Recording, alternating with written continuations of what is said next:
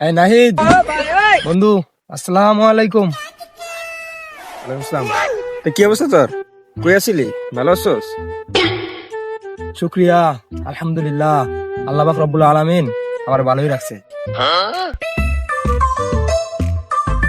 যাক ভালোই। দেখা যায় তো কাকরার মসজিদের ইমাম সাবাইছে, টুপি লাগায়া তোর মা তো সুরমা লাগায়া। যাক ভালোই। এত পরিবর্তন কি কেমনে কি? না রে বন্ধু, রোজার মাস তো, আল্লাহর নিয়ামতের মাস, ভাবতেছি ভালো হয়ে যাবে। যাক ভালোই।